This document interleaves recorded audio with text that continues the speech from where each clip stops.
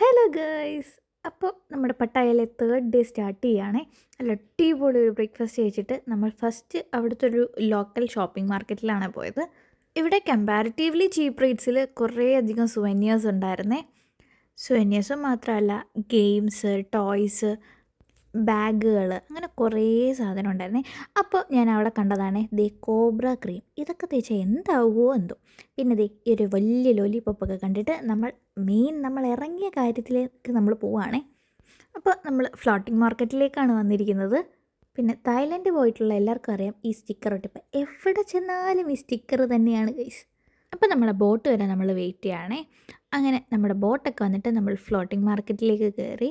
ഇവിടെ കുറേ അധികം സാധനങ്ങളുണ്ട്. ഫുഡായാലും ഡ്രസ്സായാലും കുറേ ഉണ്ടായിരുന്നു. നല്ലൊരു വൈബായിരുന്നു കേട്ടോ. എനിക്ക് ഭയങ്കര ഇഷ്ടപ്പെട്ടു ഫ്ലോട്ടിംഗ് മാർക്കറ്റ്.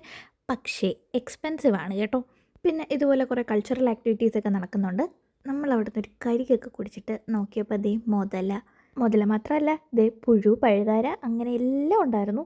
പല വ്ളോഗും കണ്ട് ഇത് തിന്നാൻ തോന്നുമെങ്കിലും അവിടെ എത്തുമ്പോൾ നമുക്ക് ആ ധൈര്യമൊന്നും വരില്ല. അങ്ങനെ അങ്ങോട്ട് ബോട്ടിലും തിരിച്ച് നടന്ന് നമ്മൾ ഫ്ലോട്ടിംഗ് മാർക്കറ്റ് ഫുള്ള് കണ്ടു. പിന്നെ അവിടെ അത് നല്ല അടിപൊളി മാംഗോ സ്റ്റിക്കി റൈസ് കിട്ടുമായിരുന്നേ. അങ്ങനെ ഞാൻ തായ്ലൻഡിലെത്തി ഫസ്റ്റ് മാംഗോ സ്റ്റിക്കി റൈസ് കഴിച്ചു. നല്ല അടിപൊളിയായിരുന്നു കേട്ടോ. എനിക്ക് ഭയങ്കര ഇഷ്ടമാണ്. അങ്ങനെ പിന്നെ അവിടെ നിന്ന് അതൊക്കെ കഴിച്ചിട്ട് നമ്മളിനി നോങ് നോച്ച് വില്ലേജിലേക്ക് പോവുകയാണേ. നമുക്കത് അടുത്ത വീഡിയോയിൽ കാണാം.